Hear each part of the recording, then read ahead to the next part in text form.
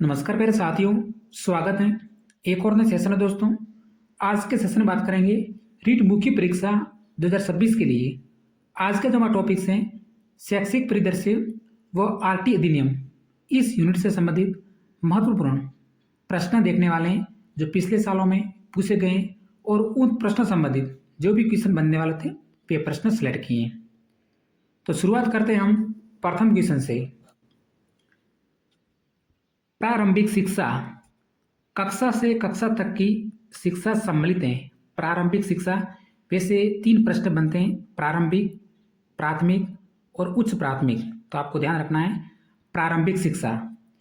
तो यहाँ पे आपको जल्दी से आंसर बता देता हूँ। कक्षा 1 से 8 तक की जो है ये हमारी प्रारंभिक शिक्षा में शामिल है। एक प्रश्न आता है प्रारंभिक, दूसरा है प्राथमिक। तो इसमें आपका अंतर है, प्रारंभिक कक्षा 1 से 8 तक है और प्राथमिक शिक्षा है जिसमें कक्षा 1 से 8 तक। ये जो प्रश्न आपके रीट मुख्य एग्जाम्स 2022 में पूछे गए थे। उसके बाद उच्च प्राथमिक जिसमें 6 से 8। तो यहाँ पे कन्फ्यूजन दूर करना है।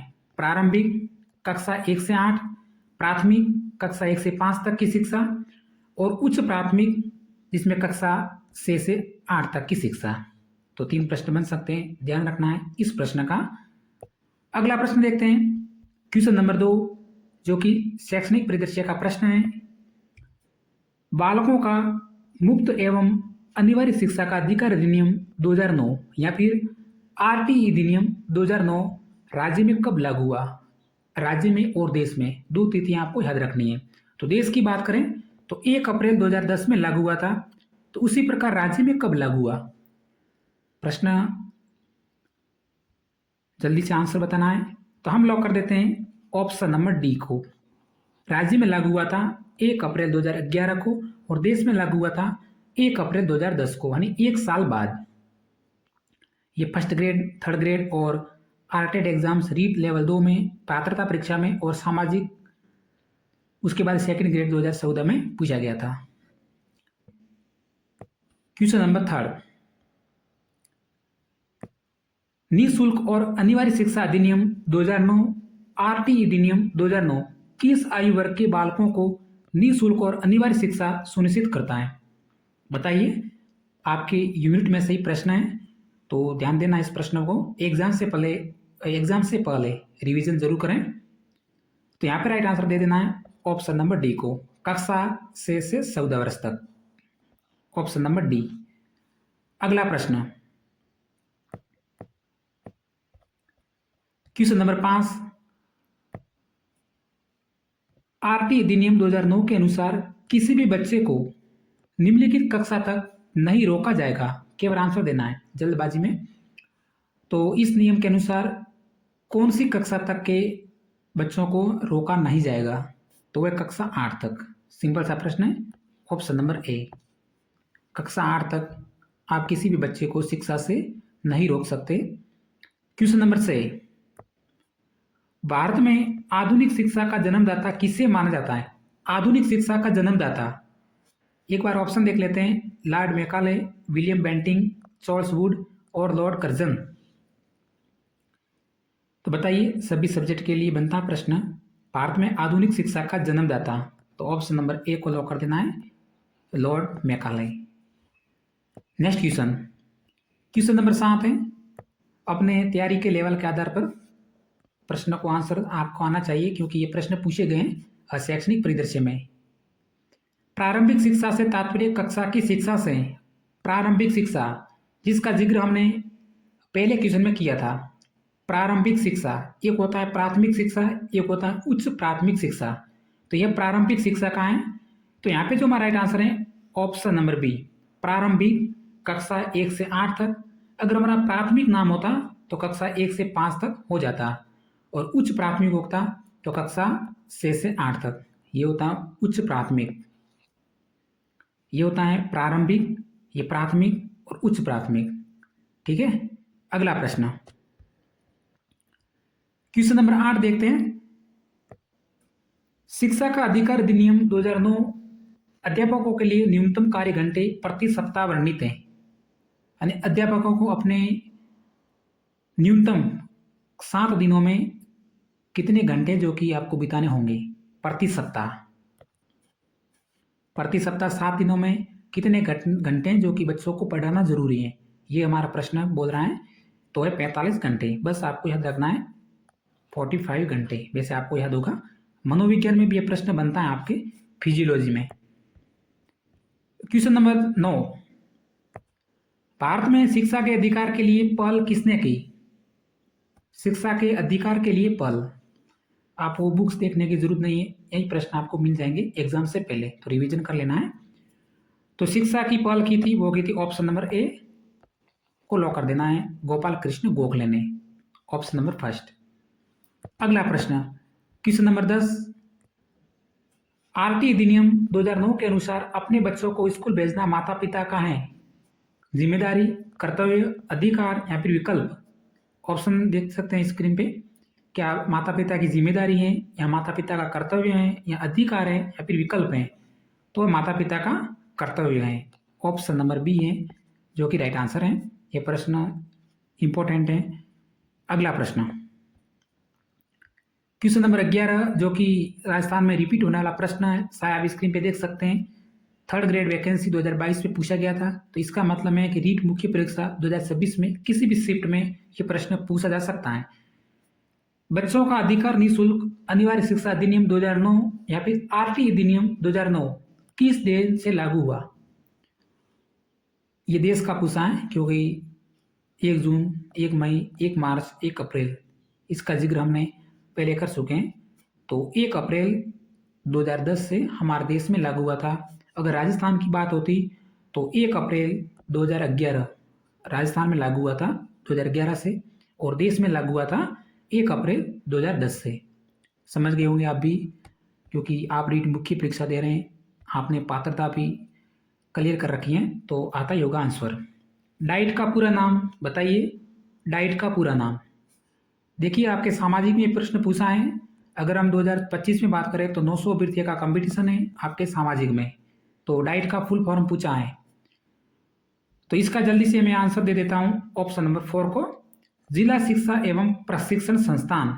जिला शिक्षा एवं प्रशिक्षण संस्थान याद रख सकते हैं। वैसे एक बार पूछा जा चुका है, तो ये सामाजिक में लगभग चांस कम है, बाकी सब्जेक्ट वाले ध्यान रखें। अगला प्रश्न क्वेश्चन नंबर 13, अगर थोड़ी सी जल्दबाजी में क्लास लग रही है तो आपको जल्दी से प्रश्न देखने हैं, क्योंकि आपको पूरे प्रश्न दिखाऊंगा पूरे सिलेबस के अनुसार। बुक्स देखने की जरूरत नहीं, केवल एग्जाम से पहले एक बार रिवीजन करना है आपको। राजस्थान लाडो प्रोत्साहन योजना का मुख्य उद्देश्य क्या है? लाडो प्रोत्साहन योजना सरसिज योजना, ये राजस्थान में वर्तमान में एग्जाम्स में आती रहती है योजना, लाडो प्रोत्साहन योजना। तो इसका मुख्य उद्देश्य पूछा है, तो यहाँ पे आपको जल्दी से मैं आंसर ही बताऊंगा, ऑप्शन नंबर 2 को लॉक कर देना है। देखिए, गरीब और आर्थिक रूप से कमजोर परिवारों की बेटियों को जन्म पर आर्थिक सहायता प्रदान करना, ऑप्शन नंबर 2। अब थोड़ा सा ऑप्शन फर्स्ट क्या बोल रहा है, गरीबी रेखा से नीचे जीवन यापन करने वाले परिवार की लड़कियों को उच्च शिक्षा के लिए प्रोत्साहन करना ये नहीं है, बल्कि आर्थिक सहायता प्रदान करना है। थोड़ा सा डाउट दूर करना है, यहाँ पे उच्च शिक्षा दे रखा है और यहाँ पे आर्थिक सहायता, बाकी आप समझ गए, ऑप्शन नंबर 2। अगला प्रश्न, लाडो प्रोत्साहन योजना इसकी शुरुआत है तो 1 अगस्त 2024 शुरुआत तिथि आप याद रख सकते हैं, 1 अगस्त 2024 को हुई थी।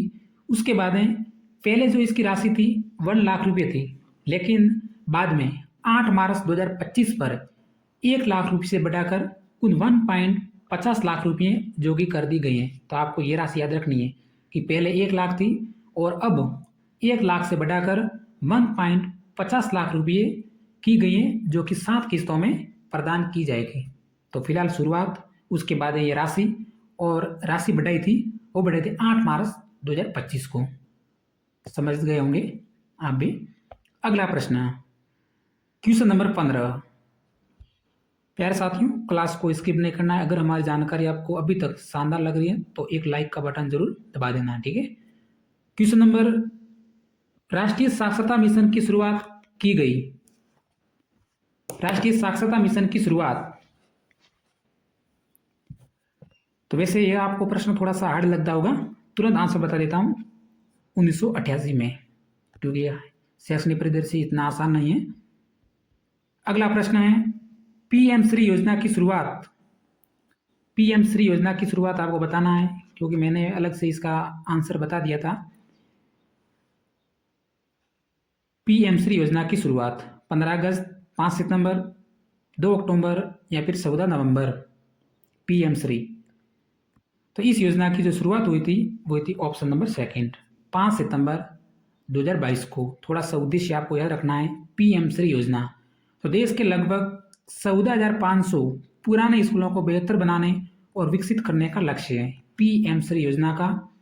और राष्ट्रीय शिक्षा नीति NEP 2020 के कार्यों को प्रदर्शित करना, यही उद्देश्य है पीएम श्री योजना का।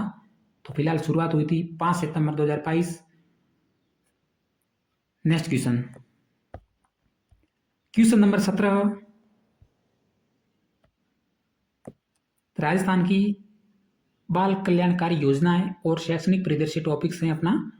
तो मुख्यमंत्री निःशुल्क यूनिफॉर्म वितरण योजना के संबंध में निम्नलिखित कथनों पर आपको विचार करना है। कथन 1 और कथन 2 दोनों दे रखें। कथन 1 कह रहा है, इस योजना की शुरुआत 19 नवंबर 2022 को हुई थी। फिर कथन सेकंड है, इस योजना के तहत प्रत्येक छात्र को 2 सेट यूनिफॉर्म है जो कि मुफ्त में दी जाएगी। तो कौन सा कथन है जो कि सही है, ये आपको आंसर बताना है।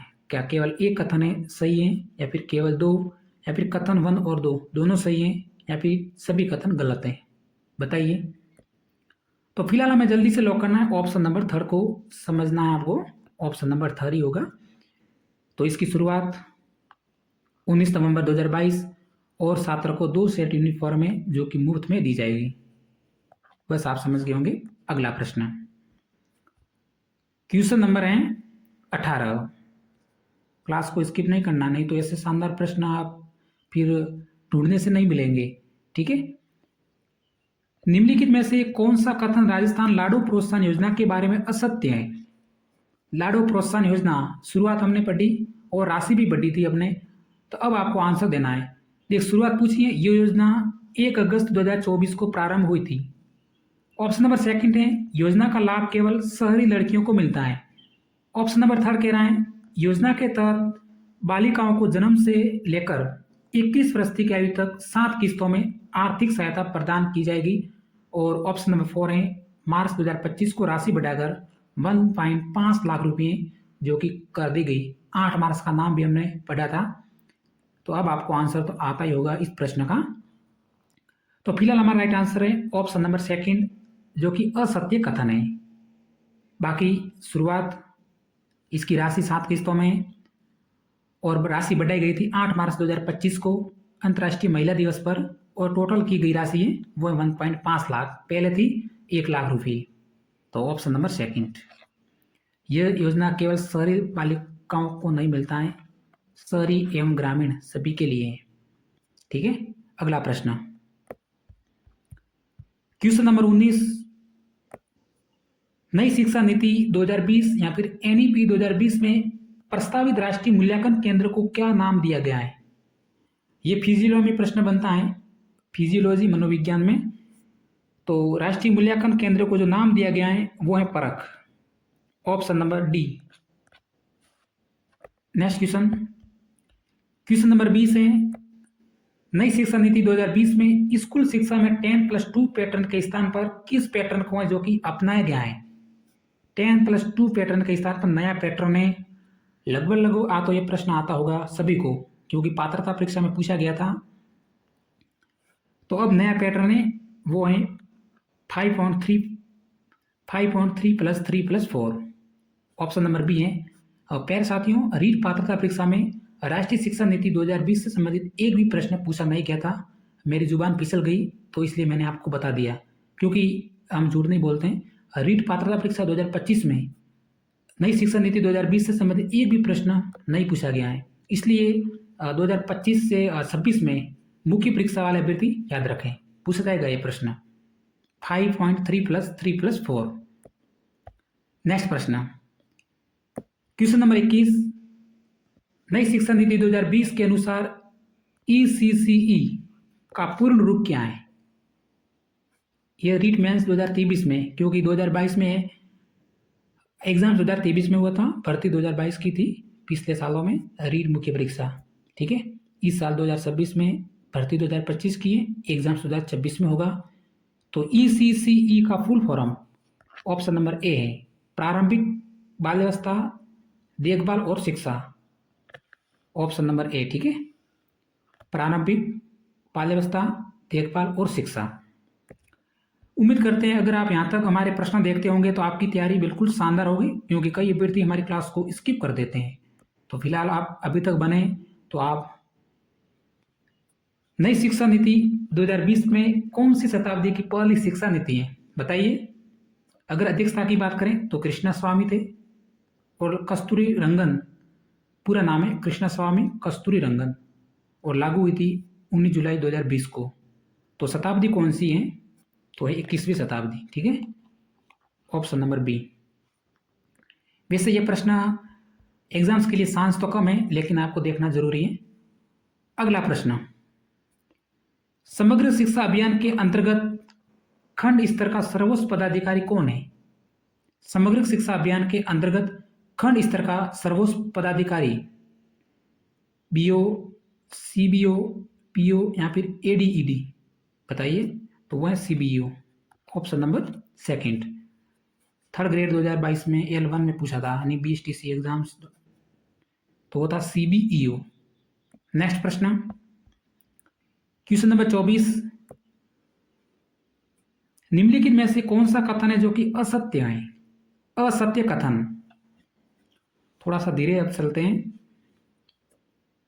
कालीबाई भील मेधावी छात्रा स्कूटी योजना की शुरुआत 1 अप्रैल 2020 से प्रारंभ हुई।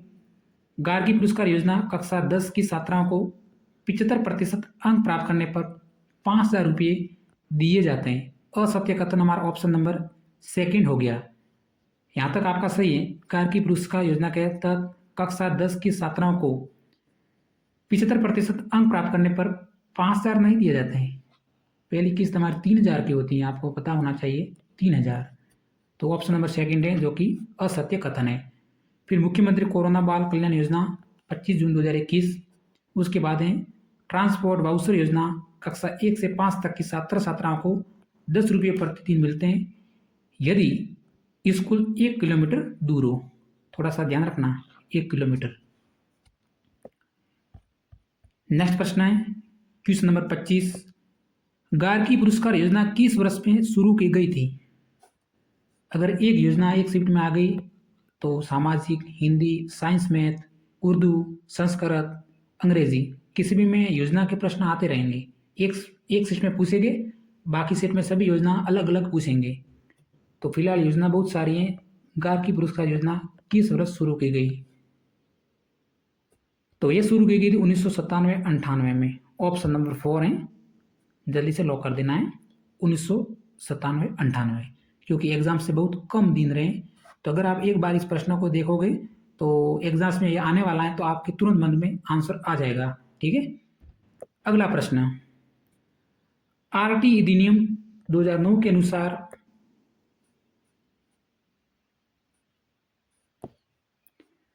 एक शैक्षणिक वर्ष में कक्षा 1 से 5 तक हेतु कार्य दिवसों व शिक्षण घंटों की न्यूनतम संख्या कितनी होगी? बताइए, पूरे एक साल में टोटल कितने कार्य दिवस होने चाहिए और कितने घंटे जो कि पूरे होने चाहिए? वैसे इसका पालन तो कोई नहीं करता है, लेकिन एग्जाम्स में प्रश्न आपके आएंगे, क्योंकि गवर्नमेंट विद्यालय में पालन हर टीचर्स नहीं कर पाते हैं। तो वैसे आंसर के लिए आपको याद रखना जरूरी है। तो मैं आपको बता देता हूँ अगर याद नहीं है, ऑप्शन नंबर बी, कक्षा 1 से 5 तक। ठीक है, 200 कार्य दिवस होने चाहिए एक साल में, और 800 घंटे, इतना आपको अभ्यर्थियों को बढ़ाना जरूरी है। एक साल में 200 कार्य दिवस, 200 दिन और 800 घंटे। अगर आपके उच्च प्राथमिक स्तर पर 220 कार्य दिवस और 1000 घंटे। तो प्राथमिक और उच्च प्राथमिक प्रश्न याद रखना आपको। तो ऑप्शन नंबर बी है, और उच्च प्राथमिक स्तर का हमने अलग से आपको समझा दिया है। उम्मीद करते हैं आपको हमारी जानकारी पसंद आ रही होगी। अगर क्वेश्चन नंबर 27, विश्वविद्यालय अनुदान आयोग की स्थापना किसकी सिफारिश पर की गई थी? विश्वविद्यालय अनुदान आयोग की स्थापना। फिर मत कहना कि ये प्रश्न तो आप हार्ड हार्ड सेलेक्ट किए हैं। मैंने हार्ड सेलेक्ट नहीं किए, ये तो प्रश्न पूछे गए 2022 में, वो भी लेवल 2 में, कक्षा 6 से 8 तक। विश्वविद्यालय अनुदान आयोग की स्थापना किसकी सिफारिश पर की गई? तो वो की गई थी विश्वविद्यालय शिक्षा आयोग। ऑप्शन नंबर सी जल्दी से लॉक करेंगे, हमारा राइट आंसर है। तो विश्वविद्यालय अनुदान आयोग का गठन की बात करें तो 1953 में हुआ था गठन, और सिफारिश की थी विश्वविद्यालय शिक्षा आयोग ने। Option number C. Question number 28, class को स्किप नहीं करें, ठीक है। मुख्यमंत्री अमृत आहार योजना का उद्देश्य क्या है? मुख्यमंत्री अमृत आहार योजना का उद्देश्य, तो वैसे इसका मैं आपको आंसर तुरंत बता देता हूं। मुख्यमंत्री अमृत आहार योजना का उद्देश्य है वो है ऑप्शन नंबर बी। आंगनवाड़ी केंद्रों पर 3 से 6 वर्ष के बच्चों को पौष्टिक दूध उपलब्ध कराना। Option number second. बजट 2025-26 के अनुसार प्रति सप्ताह 5 दिन दूध पिलाया जाएगा। अब इसका जो नया नाम है, ठीक है, तो आपको याद रखना है। पहले आपने नाम सुना होगा मुख्यमंत्री बाल गोपाल योजना, ये आपने जरूर सुना होगा क्योंकि बहुत बार पूछी गई थी मुख्यमंत्री बाल गोपाल योजना। तो वही इस सरकार ने थोड़ा सा नाम चेंज किया है, मुख्यमंत्री अमृत या अमृत आहार योजना कर दिया है। तो 3 से 6 थोड़ा सा नाम चेंज करते हैं बस, जिस तरह से यूनिफॉर्म चेंज करते हैं उसी प्रकार योजना का नाम चेंज करते हैं, वही योजनाएं पूछेंगे। कस्तूरबा गांधी बालिका विद्यालय कब प्रारंभ हुआ? मुझे लग रहा है कि मैं जल्दी से क्लास ले रहा हूँ, थोड़ा सा धीरे अब लेता हूँ क्लास, तो बने रहना, ठीक है। कस्तूरबा गांधी बालिका विद्यालय कब प्रारंभ हुआ? ये हुआ था 2004 में। Option number second. अगला प्रश्न है क्वेश्चन नंबर 30। टोटल जो प्रश्नों की संख्या 48 है, तो मात्र 18 प्रश्न अंतिम रहे। राष्ट्रीय शिक्षा नीति 2020 किस पर बल देती है? राष्ट्रीय शिक्षा नीति 2020 परीक्षा के लिए पढ़ना, स्मरण आधारित शिक्षा, अभ्यास और ड्रिल, वैचारिक समझ। राष्ट्रीय शिक्षा नीति 2020 किस पर बल देती है? तो ये जो बल देती है ऑप्शन नंबर डी है, वैचारिक समझ। Option number D. अगला प्रश्न, नई शिक्षा नीति 2020 एनईपी 2020 के अनुसार 5वीं कक्षा तक की शिक्षा किस भाषा में होगी? कक्षा 5वीं तक की शिक्षा। फिजियोलॉजी का प्रश्न है और शैक्षणिक परिदृश्य का प्रश्न है। तो कक्षा 5वीं तक की शिक्षा, देखिए ये दोनों ऑप्शन तो तुरंत आपको गलत कर देने, विदेशी भाषा में नहीं हो सकती। ये मातृभाषा, स्थानीय भाषा और क्षेत्रीय भाषा, इन 3 भाषाओं में बच्चों को आप पढ़ा सकते हैं नई शिक्षा नीति 2020 के अंतर्गत, ताकि उसको आसानी से समझ में आ जाए। एक तो हमारी स्थानीय भाषा है, एक मातृभाषा, एक हमारी क्षेत्रीय भाषा जिस क्षेत्र में, तो ऑप्शन नंबर ए, ये अच्छा फैसला है। क्वेश्चन नंबर 32, राष्ट्रीय शिक्षा नीति 2020 में शिक्षक को किस कक्षा तक मातृभाषा में पाठ पढ़ाने पर बल दिया गया है? यही प्रश्न थोड़ा सा घुमाया है। तो हमने 3 भाषा का भी जिक्र किया था, तो कौन सी कक्षा तक किया था? तो ऑप्शन नंबर ए, कक्षा 1 से 5 तक मातृभाषा, स्थानीय भाषा और क्षेत्रीय भाषा। तो मातृभाषा का ऑप्शन आया है, तो ऑप्शन नंबर ए। प्रश्न से प्रश्न बन रहे हैं। नेक्स्ट प्रश्न, क्वेश्चन नंबर 33, राष्ट्रीय शिक्षा नीति 2020 किसकी सिफारिश करती है? नेप 2020 किसकी सिफारिश करती हैं? तो वो सिफारिश करती हैं बहुभाषावाद का। ऑप्शन नंबर ए, बहुभाषावाद। अगला प्रश्न, क्वेश्चन नंबर 34, राष्ट्रीय शिक्षा नीति 2020 के अनुसार अधिगम होना चाहिए। पहले आपको अधिगम की परिभाषा, अधिगम यानी सीखना। तो राष्ट्रीय शिक्षा नीति 2020 के अनुसार सीखना होना चाहिए या फिर अधिगम होना चाहिए। विषय वस्तु आधारित, पाठ्यपुस्तक केंद्रित, प्रयोगात्मक या फिर व्यवहारात्मक सीखना। तो अधिगम होना चाहिए, वो जाने प्रयोगात्मक। ऑप्शन नंबर सी, क्योंकि जो आपकी राष्ट्रीय शिक्षा नीति 2020 है ये रटने की प्रवृत्ति पर बल नहीं देती। प्रयोगात्मक, यह अधिगम होना चाहिए, न कि रटने की प्रवृत्ति। क्वेश्चन नंबर 35, न्यू भारत साक्षरता कार्यक्रम किस आयु वर्ग के लिए है? न्यू भारत साक्षरता कार्यक्रम 6 से 14 वर्ष, 15 वर्ष, 60 वर्ष या फिर सभी आयु वर्ग।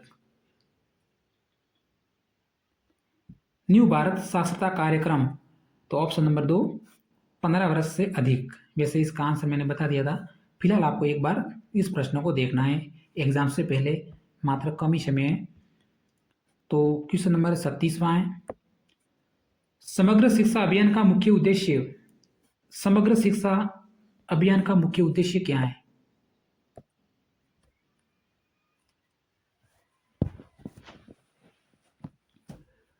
तो इस अभियान का मुख्य उद्देश्य है ऑप्शन नंबर 2, विद्यालय शिक्षा के सभी स्तरों पर समानता और समावेशी गुणवत्ता सुनिश्चित करना। ऑप्शन नंबर 2, विद्यालय शिक्षा के सभी स्तरों पर समानता और समावेशी गुणवत्ता सुनिश्चित करना। अगला प्रश्न है, राजस्थान मदरसा बोर्ड कहां पर स्थित है? राजस्थान मदरसा बोर्ड 3rd ग्रेड 2022 पंजाबी में प्रश्न पूछा था। राजस्थान मदरसा बोर्ड, तो कई विद्यार्थियों ने अजमेर जरूर भरा होगा। तो राजस्थान मदरसा बोर्ड है जो कि जयपुर में है, न कि अजमेर में। तो ऑप्शन नंबर 2। क्वेश्चन नंबर 38, केंद्रीय माध्यमिक शिक्षा बोर्ड की स्थापना कब की गई थी? केंद्रीय माध्यमिक शिक्षा बोर्ड की स्थापना 1953, 54, 55 या फिर 52। केंद्रीय माध्यमिक शिक्षा बोर्ड, तो हमारा राइट आंसर है ऑप्शन नंबर 4, 1952 में। Option number 4। अगला प्रश्न, क्वेश्चन नंबर 39, मुख्यमंत्री बाल गोपाल योजना का नया नाम क्या है? मुख्यमंत्री बाल गोपाल योजना का नया नाम, शुरुआत हुई थी 19 नवंबर 2022 को। तो इसका जो नया नाम है भजन लाल की सरकार में दिया गया है, तो वो दिया गया है अन्नादाय बाल गोपाल योजना। याद रखना है ऑप्शन नंबर 3। पहले बाल गोपाल योजना था, अब बदलकर पन्नादाय बाल गोपाल योजना कर दिया गया है। राजस्थान की बाल कल्याणकारी योजना है, पूरा टॉपिक से आपका रीट मुख्य परीक्षा में।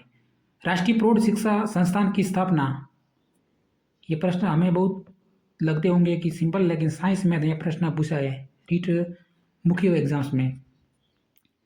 राष्ट्रीय प्रौढ़ शिक्षा संस्थान NIAE की स्थापना, तो राष्ट्रीय प्रौढ़ शिक्षा संस्थान की स्थापना हुई थी 1993 में।